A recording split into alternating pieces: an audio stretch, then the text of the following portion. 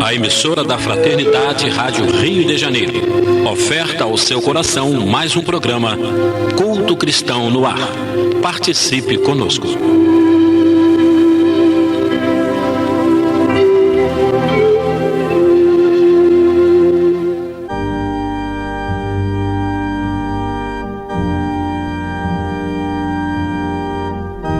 Queridos ouvintes, é com muita alegria que voltamos a conversar com vocês sobre a mensagem de Jesus à luz da doutrina espírita, com o nosso programa, e também que ele sirva de incentivo para os lares que ainda não implantaram o culto do Evangelho, que procurem fazer.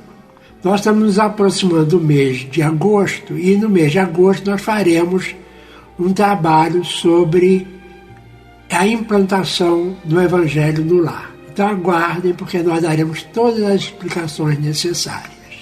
Então vamos iniciar o programa participando dele nossa irmã Cléia Nonato, Eni Lima de Menezes, João Carlos Lima de Menezes e esse que vos fala, Lidiane Barreto.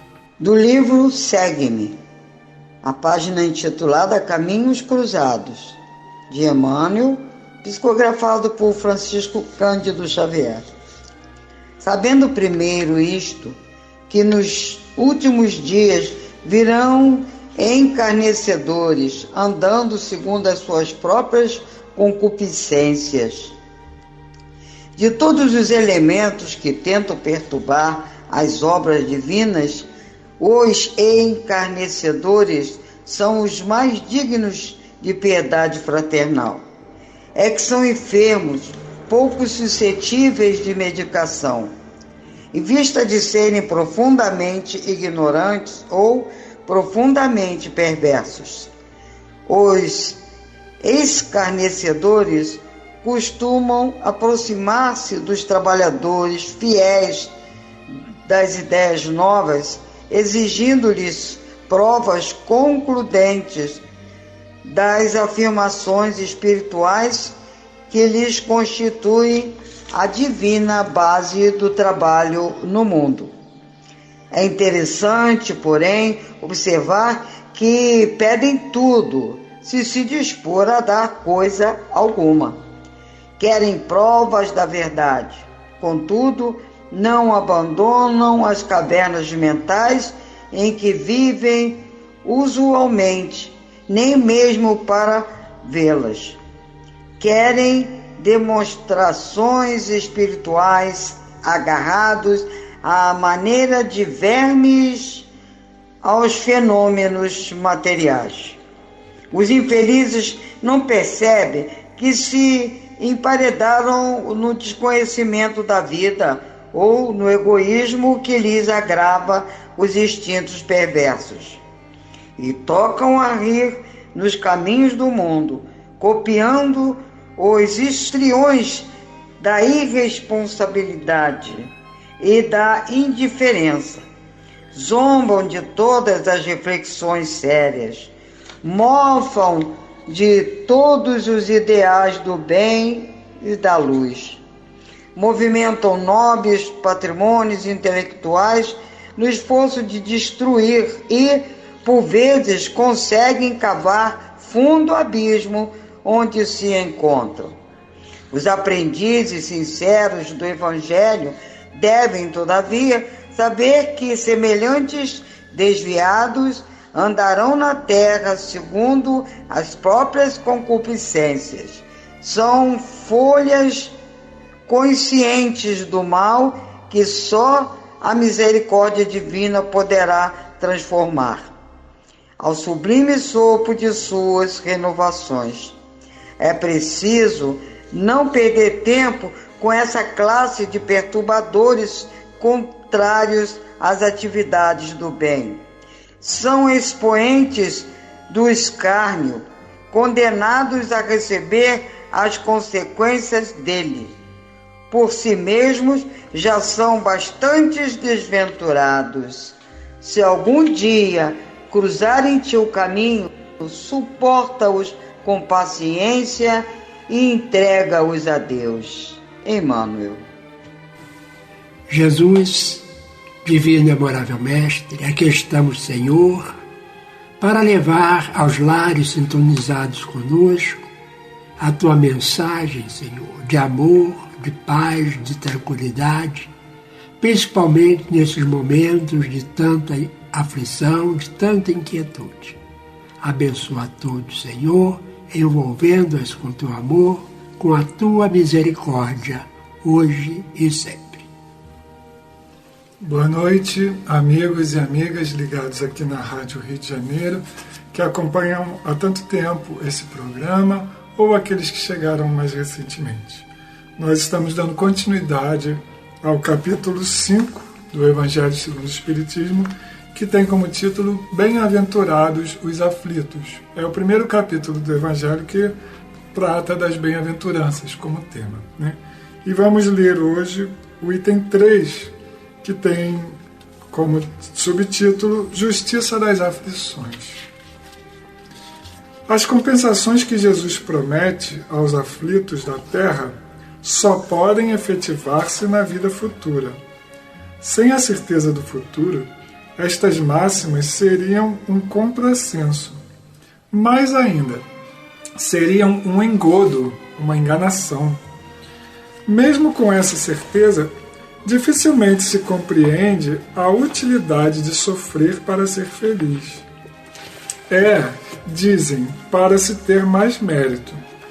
Mas então pergunta-se, por que uns sofrem mais do que outros?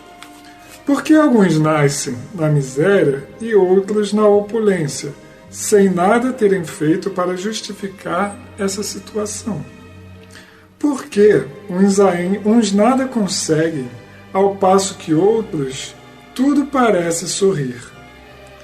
Mas o que se compreende menos ainda é ver os bens e os males tão desigualmente repartidos entre o vício e a virtude, e que os homens virtuosos sofram ao lado dos maus que prosperam. A fé no futuro pode consolar e dar paciência, mas não explica essas anomalias que parecem desmentir a justiça de Deus. Entretanto, desde que se admita Deus, não se pode concebê-lo sem o infinito das perfeições. Ele deve ser todo poder, toda justiça, toda bondade, sem o que não seria Deus. Se é soberanamente justo e bom, não pode agir por capricho, nem com parcialidade. As vicissitudes da vida têm, pois, uma causa, e visto que Deus é justo, essa causa há de ser justa. Eis o de que cada um deve bem se compenetrar. Deus encaminhou os homens na compreensão dessa causa pelos ensinos de Jesus, e hoje, julgando-os suficientemente maduros para compreendê-la, revela inteiramente pelo Espiritismo, isto é, pela voz dos Espíritos. Então nós estamos vendo aí a questão da justiça das aflições. Muitas vezes nós pensamos conosco mesmo, por que eu sofro tanto? Por que Deus faz uns sofrerem muitos e outros sofrem pouco? Por que uns nascem perfeitos, outros nascem aleijados, com problemas de dificuldade? Por que estamos passando por momentos de tanta aflição como nesse momento e estamos vivendo? Por que isso tudo?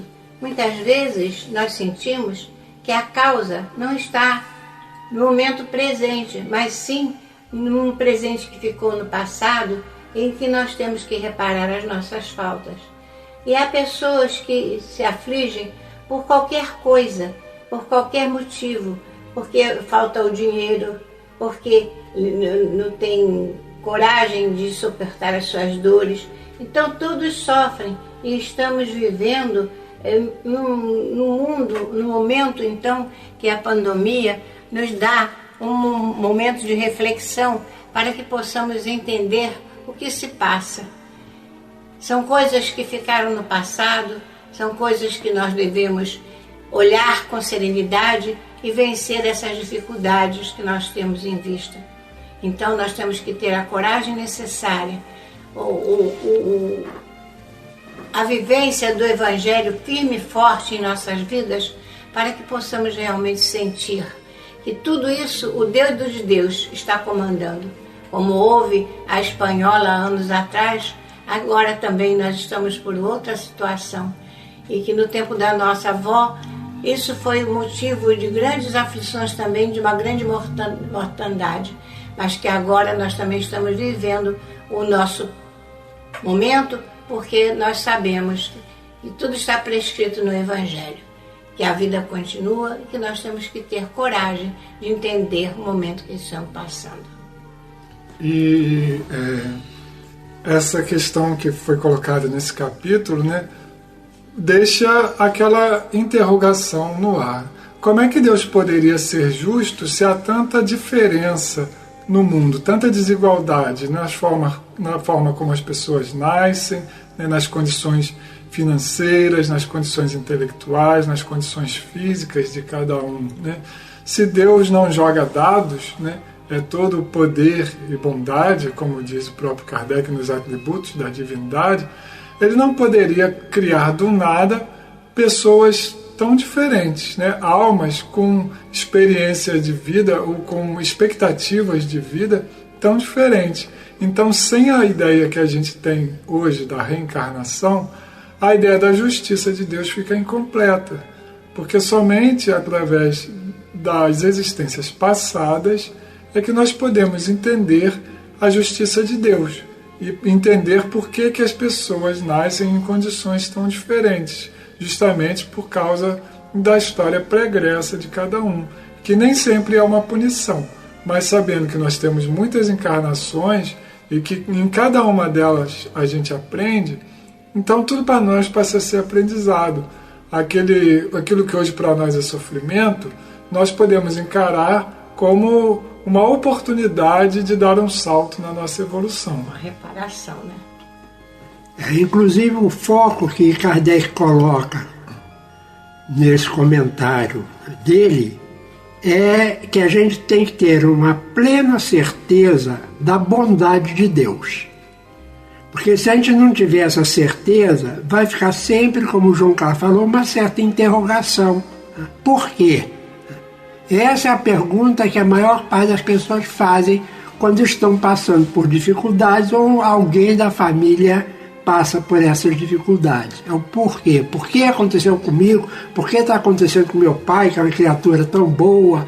Por que eu perdi meu filho? Então, se Deus é bom e justo, a causa tem que ser boa e tem que ser justa.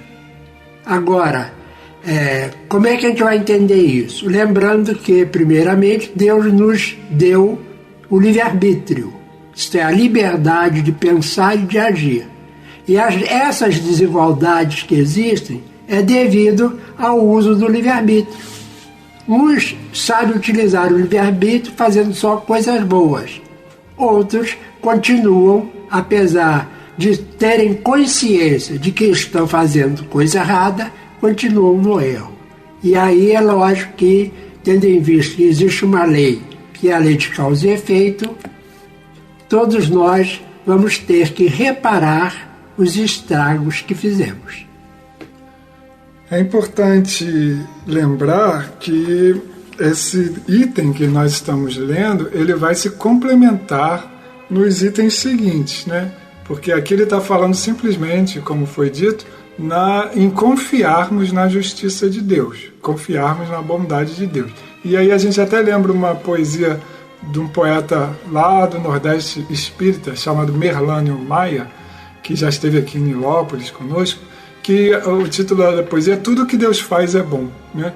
E conta a história de uma pessoa do interior, né, que qualquer adversidade que ele passa na vida, ele tem esse pensamento, que tudo que Deus faz é bom.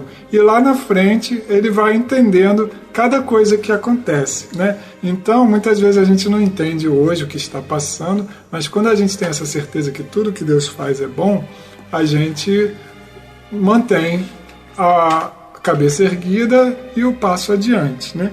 Mas, como eu estava falando, isso não é suficiente. E o que vai complementar esse conhecimento para nós no Evangelho segundo o Espiritismo são os 2 itens seguintes, que vai falar justamente das causas atuais das aflições e das causas anteriores das aflições, né? Então, muitas das coisas que nós estamos passando hoje podem ter sido causadas pelo que nós fizemos nesta encarnação mesmo, são as causas atuais das aflições, as nossas imprudências, as nossas imperícias, ou, quando não, são causas anteriores, ou seja, causas de vidas passadas. E aí nós vamos estudar nas próximas reuniões aqui do Culto Cristão no Ar.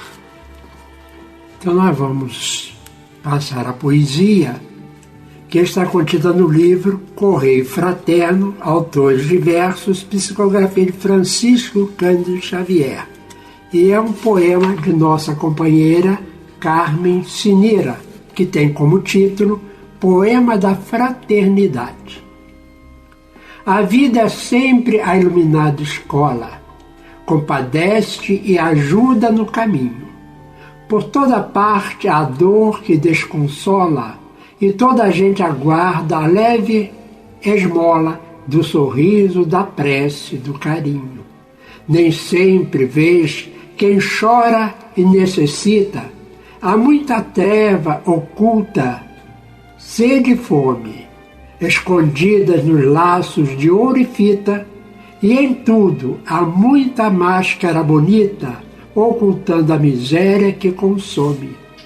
Quanta cabeça se ergue à luz dourada, na multidão festiva que fulgura, e a sós pende tristonha e desvairada, aturdida no horror do própria estrada, chorando a aflição e de amargura.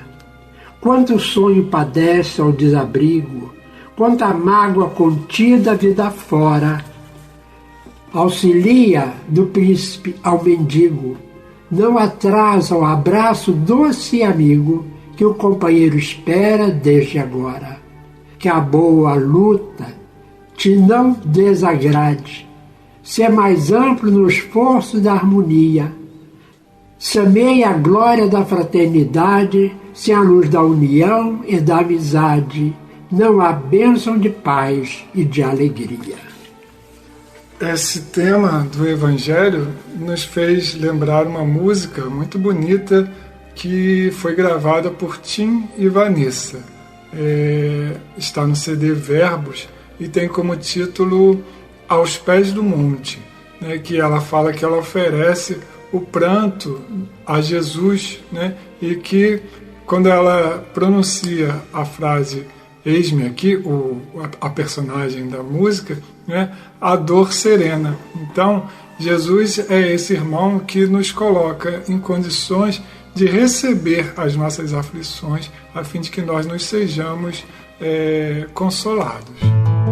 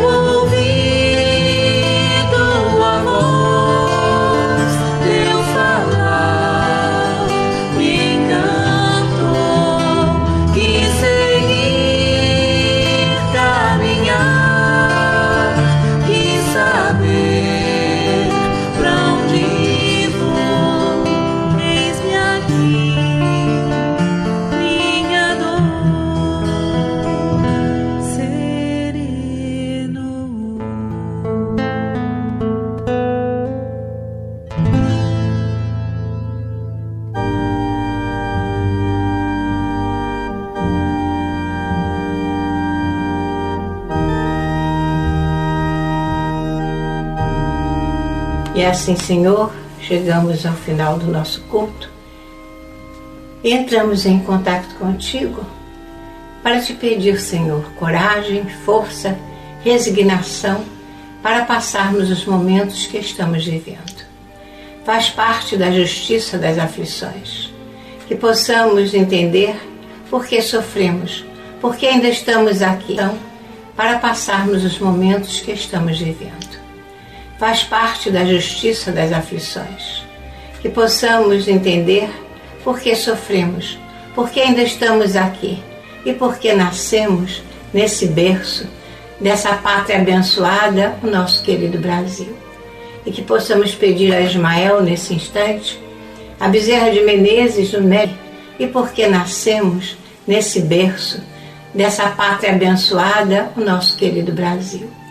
E que possamos pedir a Ismael nesse instante, a Bezerra de Menezes, no Médico dos Médicos, toda a cobertura, para que possamos pedir a Ismael nesse instante, a Bezerra de Menezes, no Médico dos Médicos, toda a cobertura, para que possamos superar todas as nossas dificuldades, todas as nossas aflições, todas as nossas dores. Sê conosco, Jesus. Este foi mais um programa Culto Cristão no Ar, que ofertamos ao seu coração pelas ondas amigas da Rádio Rio de Janeiro. Volte a estar conosco na próxima segunda-feira, nesse mesmo horário.